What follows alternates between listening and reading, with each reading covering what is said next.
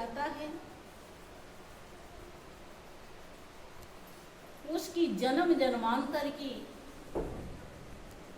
डगमगाती नाव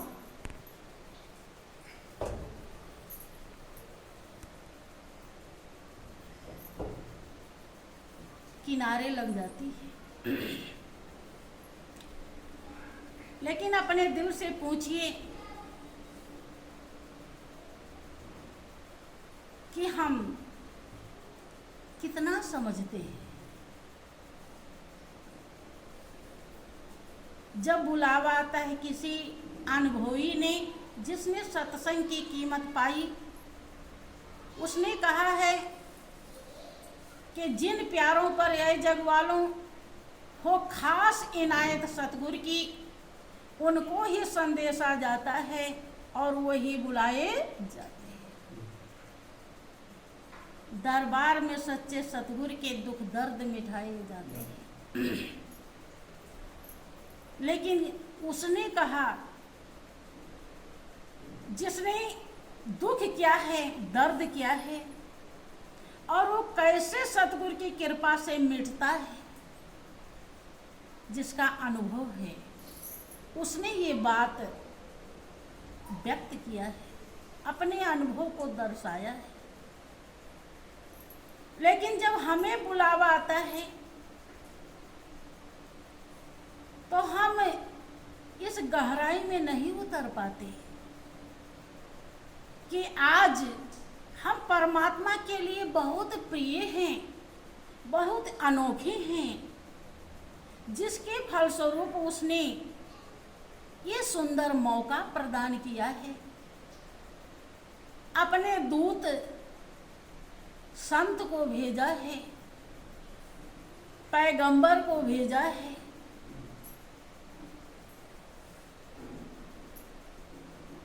ऐसा हमारे अंदर भाव पैदा नहीं होता। अगर पैदा हो तो जैसे हम सुनेंगे तभी से गुरु महाराज जी की मूर्ति हमारे नजरों से नहीं हटेगी और उनका उपकार हमारे सामने प्रत्यक्ष दिखाई पड़ने लगे।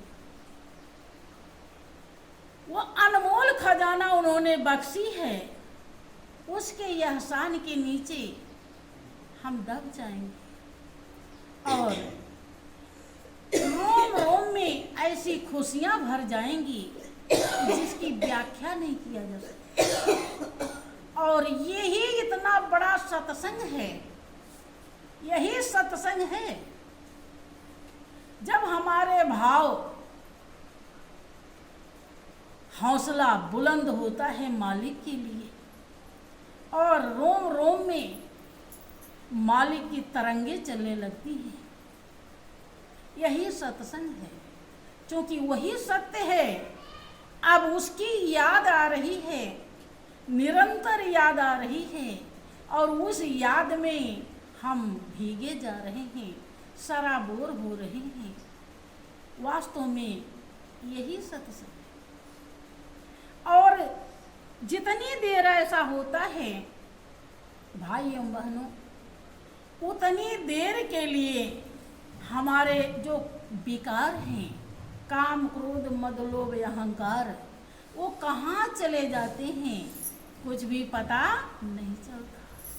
हमारे अंदर किसी भी प्रकार की उतनी देर के लिए कोई कमी नहीं रह जाती, कोई दोष नहीं रह जाता, व्यक्ति वस्तु का चाह नहीं रहता। हम सब प्रकार के विकारों से उतनी देर के लिए मुक्त हो जाते हैं। लेकिन ऐसा भाव दुर्लभ है। अपने हृदय से पूछिए।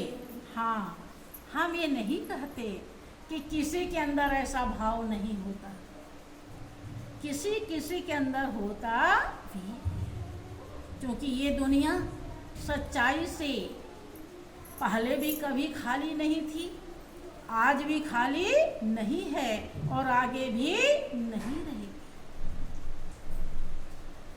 सच्चाई को समझने वाला भी इस धरती पर हमेशा मौजूद रहता है और समझाने वाला भी मौजूद रहता है। देखें, गौर करें, संत महान पुरुष हम जिस दुनिया के परपंच में इतना ज़्यादा गलतान रहते हैं, बेहोश रहते हैं, वो होश में लाने के लिए आते हैं। वो ये दर्शाने के लिए आते हैं कि तू भूल में है, तू अनजान है, तू अज्ञान है, तू अबोध है। क्योंकि जिसको तू सब कुछ समझ रहा है वो धोखा है, वो सब कुछ नहीं है। जिसको तू जान रहा है कि यही सब मेरा है, वो तेरा नहीं है, तेरा कुछ और है। और उससे वो जोड़ भी जाते हैं, लेकिन जो मेरा नहीं है उसका भाव इतना जन्म जन्मांतर से हम मजबूत कर रखे हैं कि उसी में हम फिर पहुंच जाते हैं। और जो मेरा है वो भाव कमज़ोर हो जाता है और फिर हम उससे अलग हो जाते हैं, हट जाते हैं। भाइयों बहनों, जिंदगी चंद दिनों की है, क्योंकि महान पुरुषों के हिसाब से हमारा जो जीवन है ये कब समाप्त हो जाए। यद्यपि ये देव दुर्लभ चोला है, इसके लिए देवता तरसते हैं।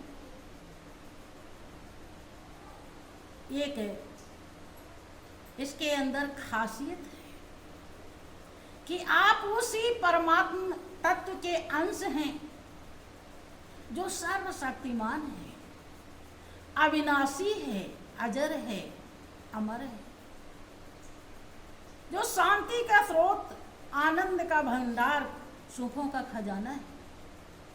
लेकिन आप उसमें स्थिर नहीं हो पाते, उसको अपना समझ नहीं पाते, उसे अपना बना नहीं पाते, जिसके नाते आप बेचैन हो जाते। जैसे आपने देखा होगा कि कोई बच्चा होता है, उसको माँ उस निप्पल में दूध भर करके दे देती है, सुला देती है पीने के लिए। जब पीता रहता है तो खुश रहता है, और जब उसका हाथ हट जाता है, पकड़ नहीं पाता है, तो रोने लगता है। वो दूधी गिर जाती है नीचे, पी नहीं पाता। वहीं पर है, लेकिन अब उसके हाथ से छूट गया, अब उसे दूध का आनंद नहीं मिल रहा है, अब वो बेचैन हो जाता है। ऐसे ही वो रोम रोम में रम रहा है। वो सुख शांति आनंद जिसको पाने के लिए आप इस दुनिया में भेजे गए हैं, खास तौर से ये जिंदगी मिली है, वो इतना नज़दीक है, इतना नज़दीक है, जितना नज़दीक आंख का काजल भी नहीं। और कैसे नज़दीक है, जिसको सतगुरु शरण मिल जाती है, सतगुरु का ज्ञान मिल जाता है, उसे पता चल जाता है। जिसे नहीं मिला है वो तो नहीं जान पाता है, लेकिन जिसे मिला है उसे पता है कि वो कितना नज़दीक है। दुनिया में जितने भी रिश्ते नाते हैं, चाहे वो दूर का रिश्ता हो, चाहे वो नज़दीक का रिश्ता हो, सब रिश्ते एकदम इतने नज़दीक कभी नहीं आ पाते जितना नज़दीक वो है। ध्यान दीजिए, वो परमात्मा का नाम जिसको लूटने के लिए महापुरुषों ने सलाह दी है, वो 24 घंटे निरंतर आपके श्वास में चल रहा है। और कितना वो कीमती है श्वास में ध्यान दिया है कि हमारे श्वास में, हमारे प्राणवायु में कैसे वो नाम रमा हुआ है। ध्यान देते ही 33 करोड़ देवी देवता, जितने जीव जंतु, 84 लाख योनियां जितने भी हैं, सब के अंदर वही आत्मा है और वही नाम चल रहा है। सब के आत्मा का वही नाम है, दूसरा कोई भी नहीं है। स्मरण करते ही सबकी पूजा एक साथ हो जाती है। गौर करें कितनी बड़ी कीमत मिली है, लेकिन जो अज्ञानता का पर्दा पड़ा हुआ है, गुरु आज्ञा का पालन न करने के कारण वो पर्दा थोड़ी देर कभी हट जाता है और फिर वो हमें ढक लेता है। जैसे किसी तालाब में काई जमी हो, शैवाल, आप कोई पत्थर फेंकिए काई को हटाने के लिए, तो वो जितना बड़ा पत्थर होगा उसी हिसाब से वो काई हटेगी। लेकिन पत्थर नीचे गया, अब काई धीरे धीरे फिर बराबर हो जाती है। अब फिर कुछ नहीं दिखाई पड़ रहा है कि नीचे क्या है। ऐसे ही जब गुरु महाराज जी उस परम सच्चाई को दर्शाते हैं, तब थोड़ी देर के लिए आप सतर्क हो जाते हैं, आप होश में आ जाते हैं। आपको लगता है कि वास्तव में दुनिया में कोई किसी का नहीं है, मालिक ही अपना है और कोई अपना नहीं है। लेकिन चौखट लागते ही वही मेरा और तेरा शुरू हो जाता है। फिर उसी काई की तरह आप पूरी की पूरी उस माया प्रपंच से, जो कुछ भी नहीं है, एक बुजुर्ग इंसान से पूछी जिसके अंदर थोड़ी भी निर्मलता अगर आई है, क्योंकि उसने पूरी जिंदगी भर इस दुनिया के रस को लिया है, अब उससे पूछो कि इस दुनिया में जो रस लिया है वो कितना आनंददायक है, तब वो बताता है कि बेटा कुछ भी नहीं रखा है, इस दुनिया में कुछ नहीं है। पूरे जीवन भर खाया पिया, खर्चा देखा सुना, लेकिन आज उसकी अंतरात्मा बता रही कि अपने लिए कुछ भी नहीं किया, सब धोखा था, कुछ भी ठहरा नहीं। जितना स्वाद लिया न उसका कुछ पता है,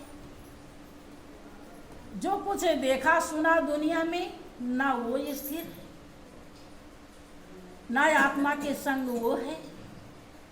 जितने साथी बनाए न वो साथी साथ देने वाले हैं, कोई भी कुछ भी काम आने वाला नहीं है।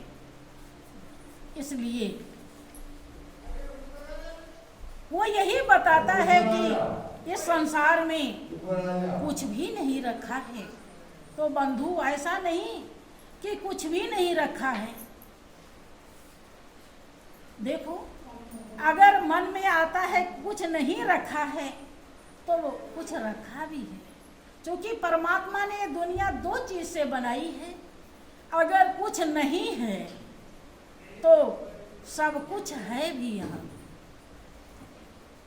हाँ, हमारा हृदय कहता है कि कुछ नहीं मिला, तो जो सब कुछ है वहां हम पहुंचे नहीं। इसका एक ही कारण है। और पहुंचे नहीं तो समझ लीजिए कि सब बेकार है, कुछ भी काम आने वाला नहीं है और सब दुख ही दुख है। गौर से देखें,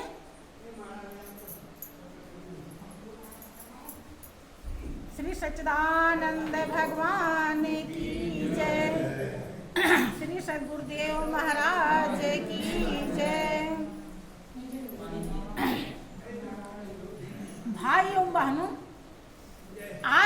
छोटा सा उदाहरण ले लीजिए कि रात में बाई चांस आपको कोई दिक्कत हो गई, आपको नींद नहीं आ रही है, शरीर में कोई तकलीफ हो गया, बेचैनी हो रही है, व्याकुल हैं आप, तो क्या घर में सभी सो रहे हैं, बेटा भी, बेटी भी, पति भी, जेठ जेठानी, देवर देवरानी, जो कोई भी हो, सभी सास ससुर सभी सो रहे हैं, लेकिन आप बेचैन हैं। क्या उस बेचैनी में से थोड़ा भी कोई हिस्सा बांटाता है? जब थोड़ा भी यहाँ नहीं बटाता तो क्या वहां बटा लेगा? गौर करें, पतीली भरे चावल में एक चावल देखा जाता है, पका है कि दबाते हैं तो पता चल जाता है कि सब पक गया है। ऐसे ही हरदम इसे पढ़ना चाहिए। हाँ, मालिक की मेहर हो जाए, उसकी कृपा हो जाए, वो हमारे ऊपर दया कर दे तो बेचैनी दूर हो जाएगी और हमें नींद आ जाएगी। अगर उसकी कृपा नहीं हुई तो हम पूरी रात छटपटाते रहेंगे, नहीं रहा जाएगा तो हम घर वालों को बुलाएंगे, वो बहुत करेंगे तो हॉस्पिटल ले जाएंगे, और अगर वहाँ पर डॉक्टर ने लाइलाज घोषित कर दिया तो फिर खुद को ही सब झेलना है। फिर तो कुछ भी होने वाला, पैसा देने के बाद भी दुख दूर होने वाला नहीं है। मालूम, हमेशा इस सच्चाई को पढ़िए, ध्यान दीजिए कि देख लिया दुनिया का सारा नजारा और न हम किसी के न कोई हमारा। कि 2 दिन के साथी को साथी कहें क्या, 2 दिन के भाई को भ्राता कहें क्या, आखिर जाना है जग से न्यारा और न हम किसी के न कोई हमारा। ये सब जो कुछ बारी फुलवारी है ये सहयोगी हैं।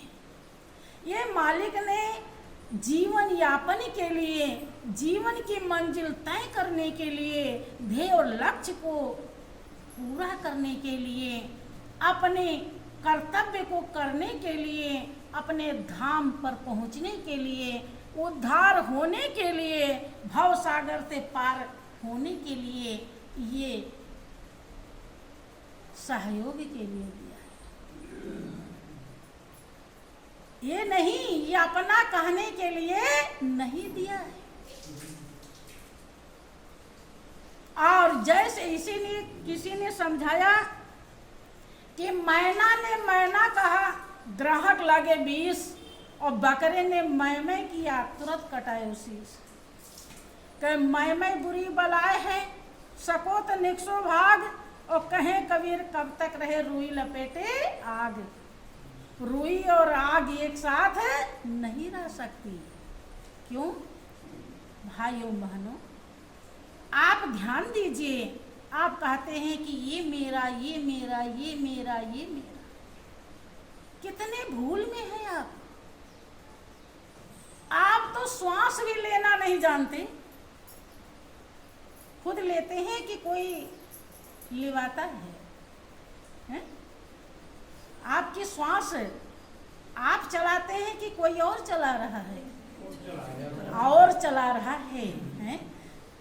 कभी ध्यान आया है आपको कि जो हमारा श्वास चला रहा है वो हमारा मालिक, वो हमारा हितैषी, क्योंकि श्वास के रुकते ही जिंदगी रुक जाएगी, पूरा संसार अदृश्य हो जाएगा।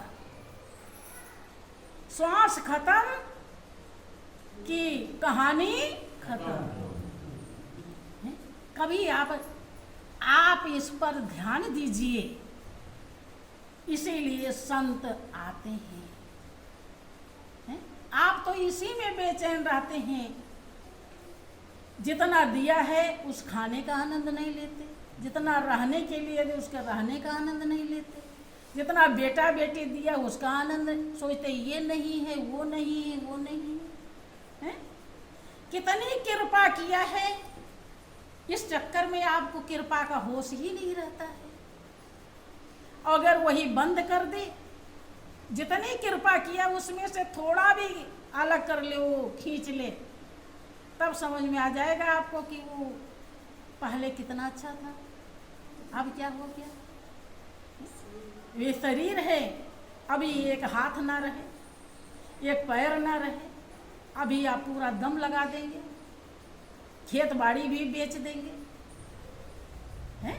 और जब है तो कृपा का एहसास नहीं है। विचार कीजिए कि हमें मालिक ने कितना अच्छा बनाया है। भाई बहनों, वो कर्म से ज़्यादा देता नहीं है। जितना ये आपको मिला है ये आपके कर्म है और उसके दया का फल है। दुख भी वो देता है तो कम करके देता है।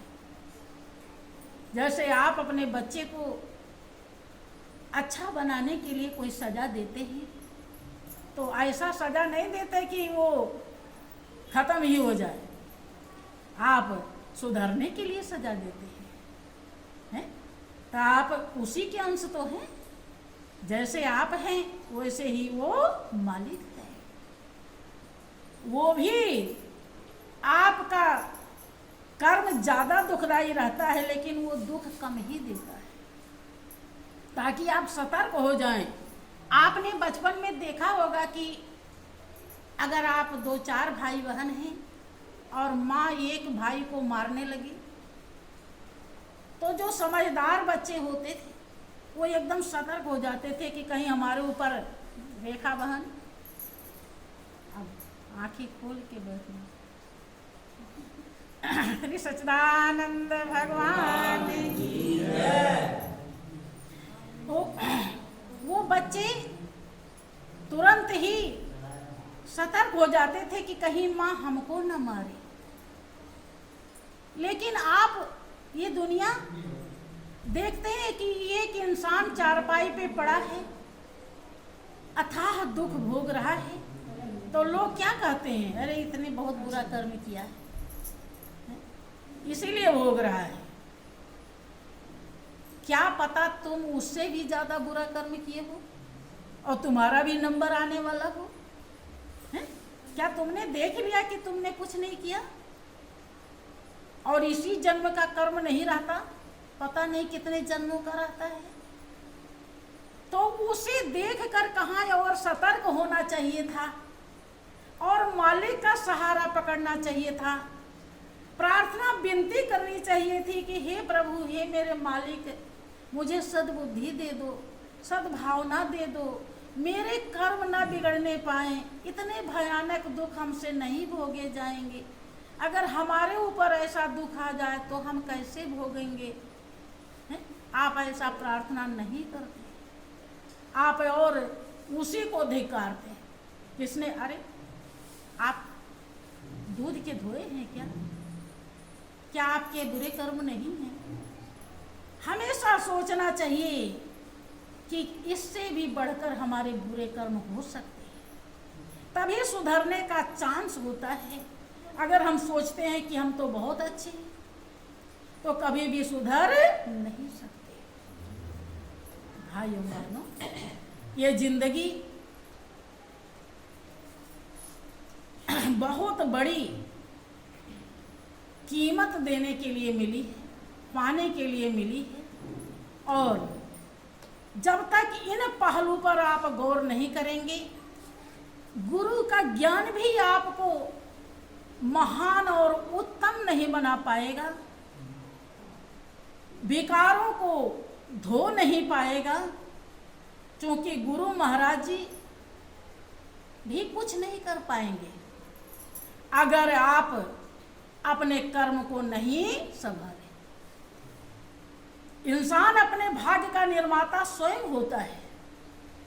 गुरु महाराज जी तो आपको समझा सकते हैं, सच्चाई को दर्शा सकते हैं, सारी मेहनत उनकी उसी प्रकार से असफल हो जाती है जैसे फूटे बर्तन में अमृत रख दिया जाए तो सब अमृत नीचे टपक जाएगा। ऐसे ही अगर आप उनके विचारों का, उनके उपदेशों का, उनके आज्ञा का अनुसरण नहीं करते तो जो अपरंपार कृपा, जिस कृपा को अनुभव करके भगवान राम भी इतने महान कहलाते हैं, जब वो अयोध्या के सिंहासन पर बैठने जा रहे थे उसके पहले उन्हें राम ही कहा जाता था। लेकिन ऋषियों, मुनियों, साधु महात्माओं जब वनवास में जाके दर्शन किया तो वो प्रभु राम कहलाए। यद्यपि वो शक्ति ही कुछ और ही थी, लेकिन फिर भी बाहर से ये योग्यता समझाया जाता है कि वो हस्ती मिटा करके भूल गए कि मैं भगवान हूँ और सभी ऋषियों मुनियों के आश्रम में गए हैं और सबका आशीर्वाद लिया। तो उन्हें प्रभु राम, उसी से प्रभु तो थे ही, लेकिन उस समय में ये उनको बहुत बड़ी एक वो उपाधि मिल जाती है। तो ऐसे ही उपाधि उस भक्त को मिल जाती है। देखो, एकलव्य ने गुरु द्रोणाचार्य के चरणों में श्रद्धा रखा। यद्यपि उन्होंने धनुष विद्या नहीं सिखाया, लेकिन उनको उसने गुरु धारण कर लिया और उन्हीं का नाम, उन्हीं की मूर्ति बना करके, हाँ, उन्होंने इतना कह दिया था कि मेरी कृपा तेरे साथ रहे। तो दक्षिणा में अंगूठा भी दे दिया और अंगूठा देने का कीमत कितनी बड़ी है कि जब तक सूरज चांद सितारे रहेंगे, जबकि वो ब्रह्मज्ञानी गुरु नहीं थे, आत्मज्ञानी गुरु नहीं थे, धनुष विद्या के गुरु थे, लेकिन एकलव्य का नाम हमेशा अमर रहेगा। समझ रहे हैं? क्योंकि केवल बाहरी गुरु भक्ति निभाई है, उसने ब्रह्म ज्ञान नहीं पाया था। और ब्रह्म ज्ञानी जिसको गुरु मिल जाए, जैसे उस ब्रह्म का बोध होता है, आप 84 लाख योनि से तुरंत ही बच जाते हैं। इस सच्चाई को ब्रह्मानंद जानते थे। ब्रह्मानंद ने अपने अनुभव में व्यक्त किया है कि ब्रह्मानंद संत जन पल में सब भवबंधन टारे। कैसे पल में टालते हैं? जिनको ज्ञान मिला है उन्हें पता है कि पल भर ही देरी लगता है कि वो रोम रोम में रमने वाली शक्ति प्रकट हो जाती है। जैसे संत प्रैक्टिकली ज्ञान कराते हैं, तैसे ही उस मालिक का दीदार हो जाता है और भवबंधन, सब भवबंधन क्या है? 84 लाख योनि। आज आप स्वतंत्र हैं, जो मर्जी का है वो बना के खा सकते हैं, जहाँ मर्जी का है वहाँ बैठ सकते हैं, जहाँ जाना चाहे वह जा पा सकते हैं। लेकिन आप ही के घर का कोई परिवार 84 लाख योनि में अगर वो चला गया है, उसे पता हो कि ये घर मेरा है और वो कुत्ते की योनि में है और वो जान रहा है कि ये मकान मेरा है और वहीं दरवाजे पर बैठा रहे, तो क्या अंदर घुस सकता है? कोई घुसने देगा? एक टुकड़े के लिए वहीं ताकता रहता है कि कोई हमको टुकड़ा दे दे और हमारा पेट भर जाए। बहुत लोग डंडे भी मार देते हैं। कितना दुख है, गौर कीजिए बंधु। इन सब दुखों से देखो, आज जो ये मौका मिला है, अगर इस मौका को हम नहीं संभालते हैं तो फिर ये इतना बड़ा गुनाह बन जाता है। मनुष्य के जीवन में ही 84 कमाई जाती है। इधर तो परमात्मा रूपी सिंहासन है और उधर 84 लाख योनि खाई है। श्री सच्चिदानंद भगवान की जय। आप चाहें तो परमात्मा रूपी सिंहासन पे बैठ जाएं और आप चाहें तो 84 लाख योनि रूपी खाई में गिर जाएं। आप स्वतंत्र हैं। अगर ये इस जीवन में आप होश में नहीं आए, उस रोम रोम में रमने वाले मालिक को जान करके उस एक ही काम करना है आपको। हरि का भजन तब शुरू होगा जब हरि की पहचान हो जाएगी। वो हरि हमारे रोम रोम में कैसे रम रहा है, क्या उसका स्वरूप है, क्या उसका रूप रंग है, कैसी वो शक्ति है तो जो चींटी के अंदर भी है और हाथी के अंदर भी है। जब तक उसका बोध नहीं होगा तो परिचय नहीं होगा, परिचय नहीं होगा तो प्रेम नहीं होगा, और प्रेम नहीं होगा तो उद्धार नहीं होगा। आप दुनिया की सब चीज को देखते भी हैं, समझते भी हैं, पाते भी हैं, जितना भी कर्म है उस हिसाब से, लेकिन जो सबसे नजदीक है, जो अपना है, जिसमें किसी भी प्रकार का दोष नहीं है, जिसमें ही शांति है, जिसमें ही चैन है, जिसमें ही आनंद है, उसको आपने पहचाना नहीं, उसको आपने जाना नहीं, कि अपने को आप भूल के हैरान हो गया और माया के जाल में फंसा वीरान हो गया। कि जड़ देह को अपना स्वरूप मान मन लिया और दिन रात खान पान काम काज दिल दिया। पानी में मिलके दूध एक जान हो गया और माया के जाल में फंसा वीरान हो गया। कि विषयों को देख देख के लालच में आ रहा और दीपक में ज्यों पतंगा जाई के समा रहा। बिना विचार के सदा नादान हो गया और माया के जाल में फंसा वीरान हो गया। कर पूर्ण पाप स्वर्ग नरक भोगता फिरे और तृष्णा के डोर में बंधा सदा जन्म धरे।